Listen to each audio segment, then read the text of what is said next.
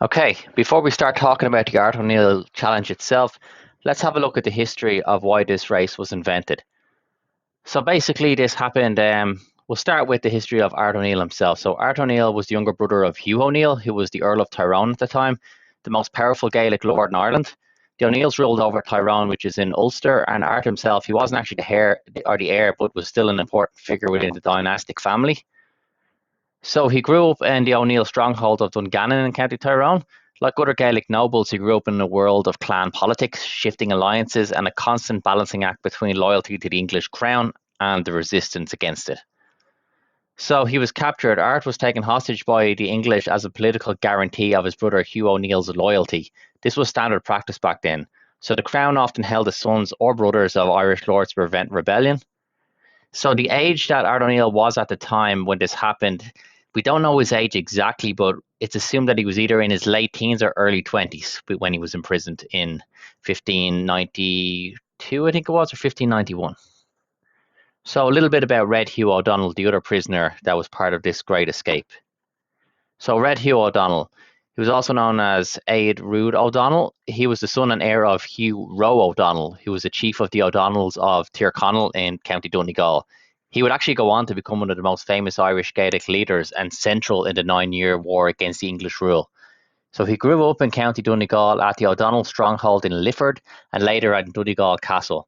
The O'Donnells, like the O'Neills, were among the most powerful Gaelic dynasties. He was captured only at the age of 15. Red Hugh was actually kidnapped by trickery in 1587. English agents lured him and other nobles onto a wine ship in Rathmullen under the pretense of hospitality. Once he was on board, they were locked in the hold and sailed to Dublin Castle, where he was locked up for many years. This was a deliberate move by the English crown to neutralise the O'Donnells by holding their heir as a bargaining chip. So now we can speak a little bit about the Great Escape itself. In the late 16th century, Dublin Castle was used as a prison to hold Gaelic lords as prisoners such as Red Hugh O'Donnell, Art O'Neill, Henry O'Neill and many others. On a freezing night in December of 1592, the three men managed to break out of the Dublin Castle. At this point, Henry O'Neill went his own way, but Red Hugh O'Donnell and Art O'Neill ran across the city followed by the English Guard, and they struck out southwest towards the Wicklow Mountains, aiming for the relative safety of the O'Byrne and O'Toole territories in County Wicklow, which is now Glenmalure. These were allies of the Gaelic lords at the time. The journey was absolutely brutal. Unlike the race today, there's no proper winter gear. There was snow-covered ground, freezing temperatures, and extremely rough terrain. They reckon it was one of the coldest winters in Irish history as well. So this was the ultimate kind of endurance event of the day, if you can think about it that way. So what happened to them? Basically, as we said, Henry O'Neill, who struggled, he went his own way, but he managed to survive even though he was weakened. Poor old Art O'Neill collapsed in the mountains from exhaustion and exposure. He died of hypothermia. And I can, after doing what I did in the race, I can see why that happened. We'll talk about that now in a few minutes. But yeah, there's a place called Art's Plaque at the bottom of a mountain. That's his resting ground where he died. And above it, at the top of the mountain, we have Art's Cross. Red Hugh O'Donnell, he barely survived the ordeal. He lost both his big toes to frostbite, but he made it through thanks to the help of the local clans. They found him. He later became one of the key leaders of the Irish resistance in the 9 Years' Wars. So thankfully, he was saved. So the legacy of this, Art O'Neill's tragic death during the escape, is what makes him remembered today. The endurance and hardship of that journey through the Wicklow Mountains is what the modern Art O'Neill Challenge Ultramarathon commemorates. So the race retraces, well, roughly their desperate route, starting at Dublin Castle at midnight in January and heading into the Wicklow Mountains and finishing in Glenmalure. This year, though, the event's taken place in September due to a couple of problems along the way. Basically, in January, we had really heavy levels of snow, and the event had to be cancelled. Then it was postponed into May, but then we had hen harrier birds that were nesting along the route, nesting along the route. So basically, that had to be cancelled again. And then we managed to get it into September, but we couldn't now start from Dublin Castle due to some VIP, something to do with the NFL match that was happening over here. So we started on Thomas Street, quite close to it. But yeah, it's close enough. Pretty much from Thomas Street, it only took 5 minutes to get onto the route anyway. So Art O'Neill himself wasn't the most famous figure of the escape. That would have been Red Hugh O'Donnell, but his death in the mountains gave this event its human cost and his name into the modern endurance challenge. As this event is an extreme ultramarathon through the Wicklow Mountains, in the middle of the night, freezing conditions and self-navigated, the following was required as a mandatory kit. So we needed a basic first aid kit with us, a head torch with battery power for at least 12 hours. So in my case, I brought 2 head torches, energy, food, and drinks. I had loads of Martin gels, Martin bars. We also had what else was there? Rice Krispie squares, some soup, and the aid stations were full of food as well. There was a lot there. Drink, plenty of water we brought with us, and I had electrolytes as well. Had to wear a high vis vest for the entire event to make sure that you were seen, and this was essential, I can tell you, because you could really see someone in the dark when your head torch was lighting off the back of their jacket. So definitely worth taking. Technical base layer was required for top and bottom. In my case, I had merino wool for both, and that kept me really warm, which was good. Waterproof top, so same thing. I brought myself a Berghaus fully waterproof jacket. It was brilliant, but might have been a little bit heavy, but it definitely kept me warm. Um, Also needed to bring our mobile phone fully charged. Have the race number of the rescue team in it, just in case something went wrong as well. We also had a tracker attached to us, so the Wicklow Mountain Rescue could see us everywhere we went. When we got to the mountain section, there was a couple of more things needed. So we had to have a survival bag and a foil blanket. You could have used a blizzard bag instead of boat. You needed a map of the route, a compass as well, and GPS was advisable. GPS was really good for me, especially on the road section. I was able to follow it very good, but you definitely want to have some map reading skills, because when we got up to Billy Burns Gap, I had issues with GPS, which caused me to go off a little bit. So thankfully, I could see kind of some of the mountains that I knew roughly where I was. So I was able to follow through and use my compass. We needed a whistle, gloves, a fleece hat or a wool hat, obviously a fleece as well as a top layer, waterproof bottoms, and you needed to have obviously a rucksack or something to carry all the gear with you. The maps I took for the event was they were from East West Mapping. There was one for West Wicklow, but once you got over to like Three Lakes, for example, you'd want to have the East West map of Glendalough. So having both maps with me was a good idea, just in case things went wrong. So once I got to the event, registration was really easy. Went up a couple of flights of stairs. Then we met the whole team there. They're very nice. So first thing they did was they did a kit check, checked everything, made sure it was there, which was the right thing to do. There was no stone left unturned. They made sure I had everything that was on the list. Then able to get the race number, collect our T-shirt, and yeah, as you go downstairs, then basically what would happen is you would have your race number scanned, and then once it was scanned, that's it. Your timer started. So it didn't really matter what time you left the building at. As soon as you left that building, you had 6.5 hours to get to checkpoint one. Okay, a little bit on the route. So the route was different to previous years. This year we started on Thomas Street rather than from Dublin Castle. That was one of the changes. At 23k, there was also a right turn, which brought us down through some fields, which was a bit of a shortcut. Instead of going up to Kipure Estate, we weren't able to do that this year. We had to make our way to the entrance to Ballydonnell Forest, which was checkpoint one. That would normally be checkpoint two. So quite a distance to go before you got your bag. So a couple of changes, but we'll speak about that. So a little bit on to section one. So section one was from Thomas Street to about 30k. So basically, we left Dublin Castle via Ship Street Gate and headed straight onto Ship Street Little. This is where we turned left onto Bride Street until the pedestrian crossing and traffic lights at Bull Alley Street.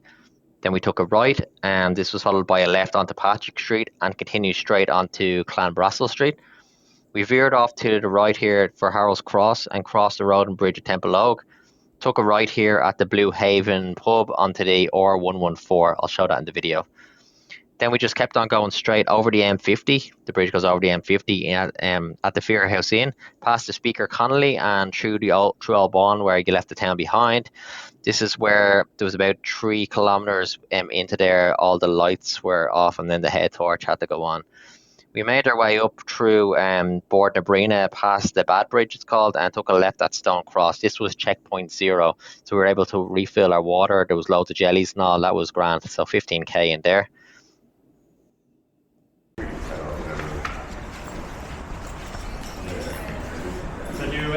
Yeah, I think so. Can I scan your wrist? Yeah, where does number this bag go? Just in the back of the Ah, grand. So yeah, you can, once you scan this, then is it that? No, it's your wrist number. Oh, sorry. Okay. You're okay. And this is where it triggers off then. Yep, that's you. Right, let's go. All the best, one. Thanks. Appreciate it. Cheers, lads. See you now. Good night. Good man. Thank you very much. Best of luck. Well done. Okay.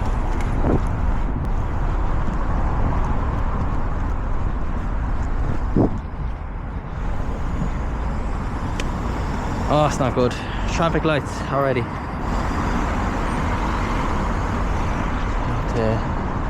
Take my chance when I can.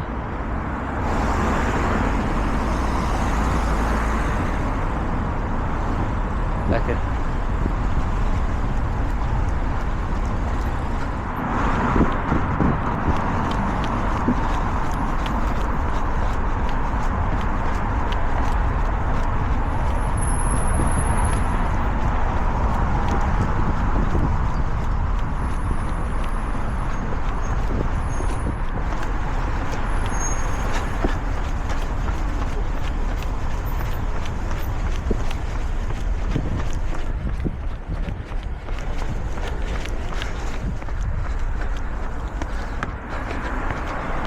There's the Harold House.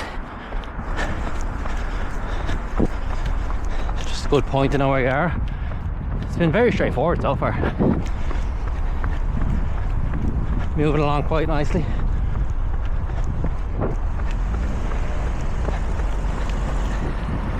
I got my GPS tracker, hiker.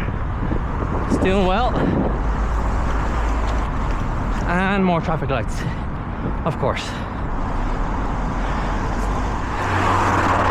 Okay, we just hit the first kind of fork in the road. You can see this. You take the right turn. That's just moving up past the green there. So, very straightforward. Moving well.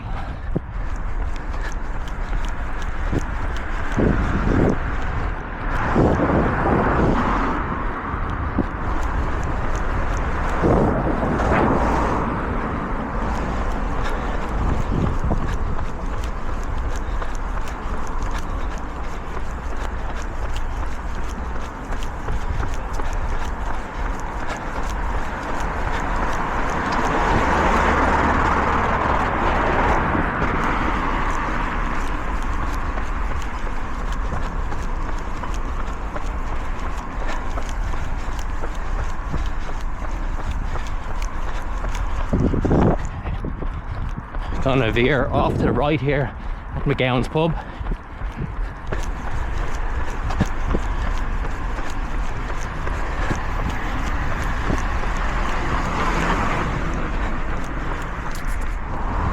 Okay, caught up to the first of the walkers, trekkers if you want to call them. It's gonna be a long night for us all, but particularly for them. Alright lads, Art O'Neill, yeah? Well, Come on.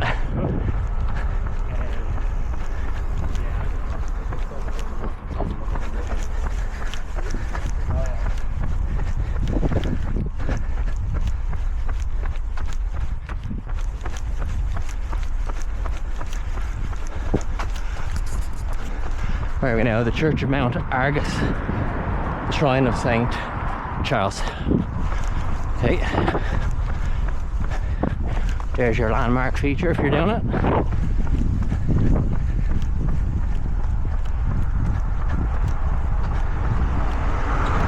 Sorry.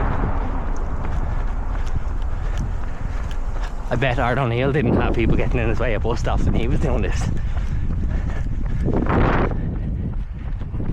Okay, we came to a junction there. Go straight through the junction. There's a Mace shop on your right hand side. And the cheaper there called Borza, I think. And what we got here, sushi bar. And Kenny Whelan's clock is there. So that'll keep you on track.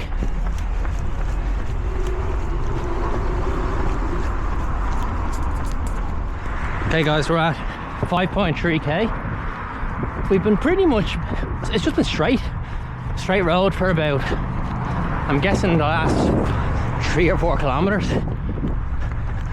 So yeah, pretty good. I'm hunting down these people in front of me with the lights on. They've been moving at a good steady pace. I've been slowly closing the gap.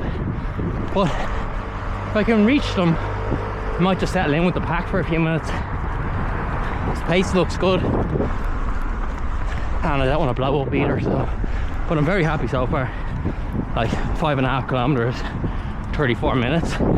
Not bad.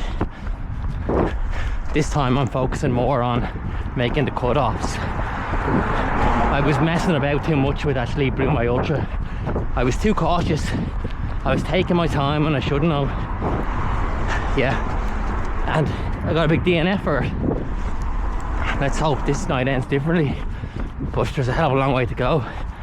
And this will be the most difficult challenge I've done so far, with all the self-navigating, running through the dark, and it being an ultra, crazy terrain, etc. I'll keep moving anyway.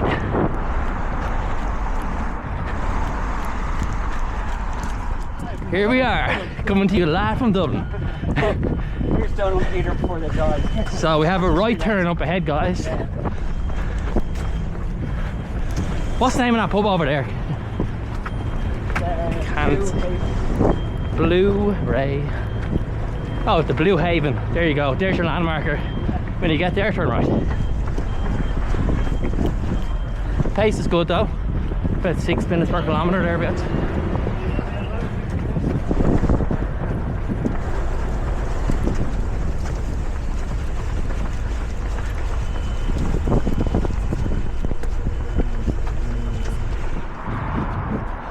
Okay, we're at 8 kilometers now.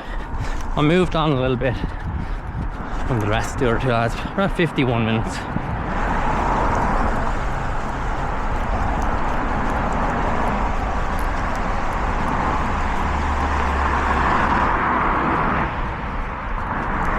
I see more flashing lights up ahead. Might be catching another walker or hybrid. The two lads there were actually both ultra competitive as well. I'm sure they'll catch me soon.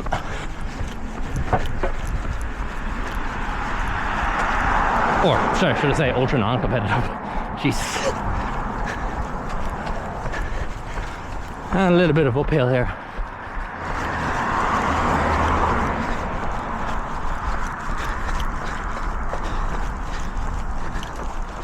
We're about to cross over a bridge that brings you over the M50. See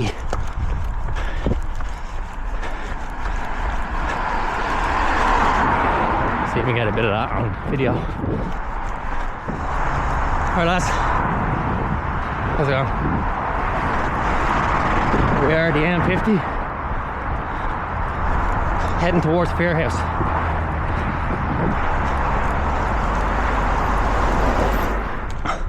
Church of Scientology and Community Centre, Dublin. Jeez, I didn't know there was anything like that around here. Okay, we're at 9.65k. Moving quite well. About an hour or 2 minutes. I'm okay with that.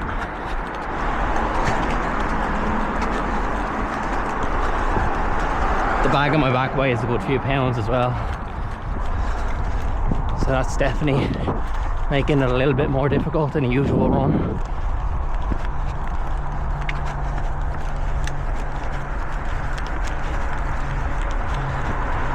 Church of Scientology. Wow.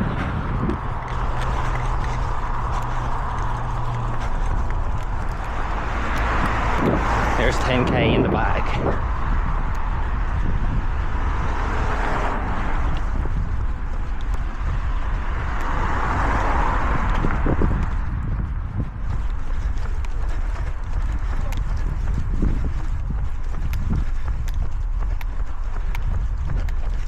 Okay guys, we've reached Oban. About to cross the traffic lights here, continue on up towards Port Arena. Let's go for it.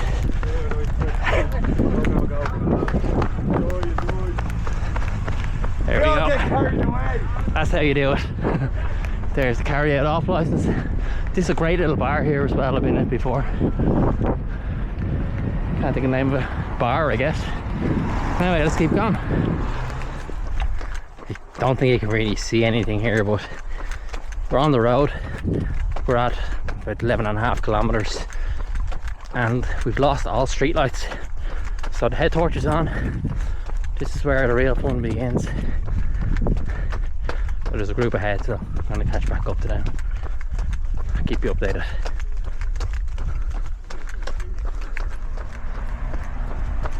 Right, we're at 12.7k. Moving pretty well. Cars coming.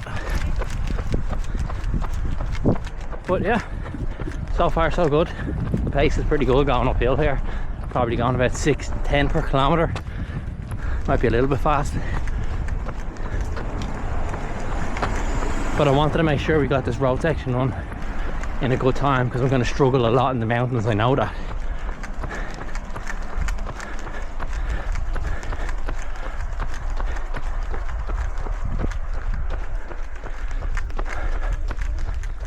Impossible to see here, but there's a turn and a lot of people make a mistake about going right, but thankfully Dublin Mountain Rescue left a sign here which makes us know we go to the left straight ahead.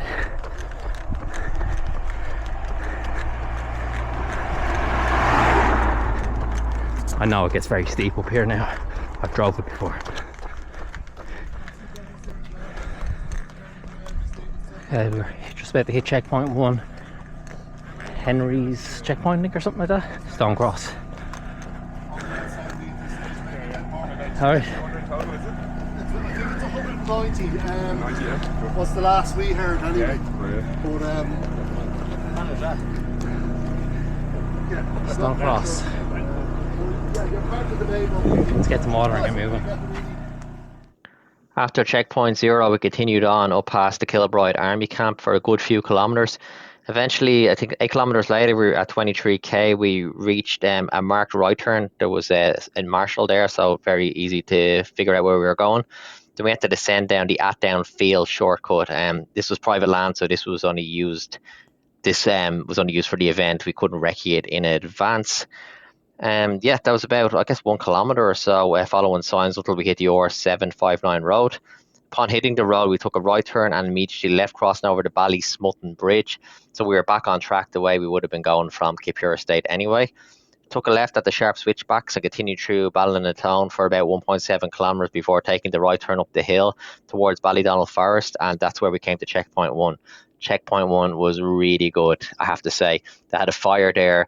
The guys were so quick at being able to get my drop bag over to me. And for me now, I had too much gear with me and I made a mess of it. I was way too long at that aid station, and you kind of do get comfortable there with, like, you have the soup and the food and just the heat of the fire, and you know everyone's having the chats and all, and it stayed there for a long time. It's hard to get going again, but that's where we things went well until that point, I guess. Okay, entering checkpoint 2 now, or checkpoint 1, I guess, for this event. Oh, lovely marquee.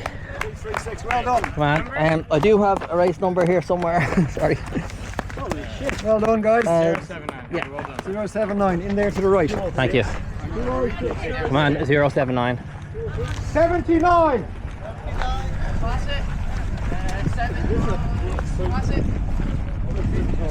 There you are. Fair play, lads. That was fast. 206. 206. Eddie Hansen, Hansen, everything. Nice fire. Want to be ready? So checkpoint 1 to checkpoint 2, this is where the real navigation took place and the real heartache. So at this stage I had done 30k. I got moving out of the aid station and I was fine, you know, I still had loads of energy, everything was moving well. Continued on down the forest for a couple of kilometres. That's where the first of the ultra competitive people got past me.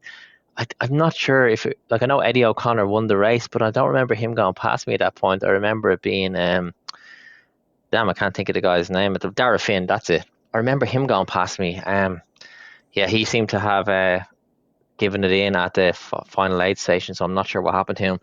But yeah, everything was moving okay there, and then we started to ascend up to Billy Burns Gap, and this was actually, like, I'd never been up there in the dark before. this was different. It just wasn't the same at all. Like, you could barely see people. It was just lights, and the terrain was so difficult to navigate on. And when time I got up the first climb, something just happened to me. I just started getting violently sick, and I don't know whether it was just because my nerves were at me, or I still don't know. What was I feeling ill beforehand? Was it something I ate at the aid station? I had brought my own soup. Maybe that soup wasn't. I hadn't had that soup before.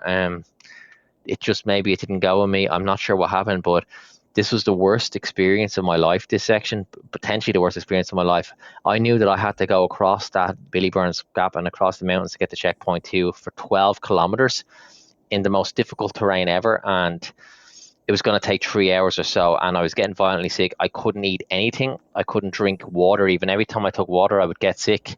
I was like a zombie going across, trying to, like, I got to a point where I was trying to take the upper, rather than go down to the river, I was trying to go along from the Mire of Cleavon, cut across Mull of Cleavon to the gate at Ballinaghee Woods. But I started trying to, I thought maybe I should be closer to other people in case something goes wrong here, because I felt so weak as well. So I seen some lights up ahead, and looked like I was getting closer to it, and I was like, okay, well, that guy looks like he's not moving, or girl, so that's a bit strange. As I got closer, I was like, are you okay there, mate? Everything okay? It turns out to be a deer. My lights were shining off its eyes, and from the distance it looks like a headlight. So that kind of put me off course a little bit more. I was walking towards the deer, so then I had to try and make my way down across lower into the valley to try and get to other people, and ended up at the bottom of the river, and then having to climb the whole way up to get to the entrance to the Ballinaghee Woods. About 3 hours, I think it took. I was in such a bad way, getting sick as soon as I got out of the gate. Then I managed to start jogging again. I knew, look, this was it for me. I had to get to the aid station in checkpoint 2. If I'm not going to be able to continue on from here, because I actually don't know what was wrong with me. There was no way I was going to be able to go another 17 kilometers and take that risk of something happening to me up in the mountains, like with no energy, not being able to eat, not being able to drink water. And it's not fair on the Dublin Wicklow Mountain Rescue to have to come and get me if there's something goes wrong. So I jacked it in then, which was a shame, because I was like 4 hours ahead of the cutoff point, which I could have literally just walked it home. But I couldn't take that risk, and I made the right decision in my opinion. But unfortunately, these things happen.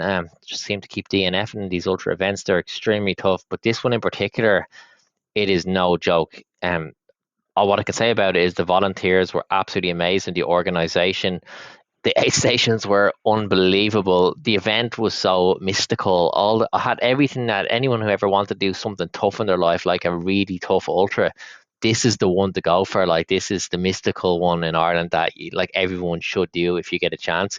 It's worth trying at least once. Would I come back if I could figure out what happened to me with being ill? Yeah, probably. In the future, potentially. It is extremely difficult though, but it would have been amazing to finish it. But I'm happy to have got where I got.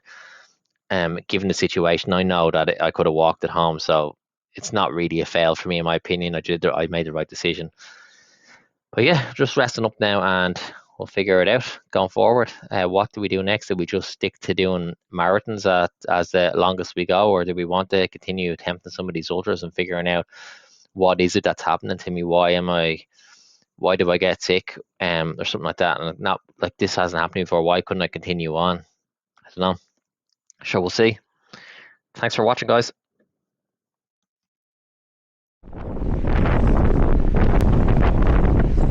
Just heading up towards Billy Burns Gap at the moment.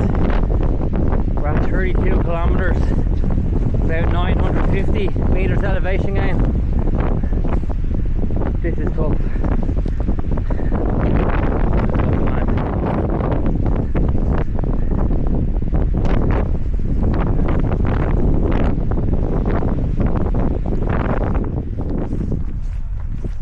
Okay, we've reached aid station 2. I think it's Red Hughes Kitchen or something like that.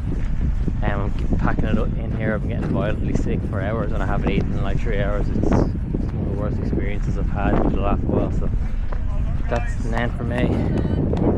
We're at a marathon anyway, 42k. And that's a wrap.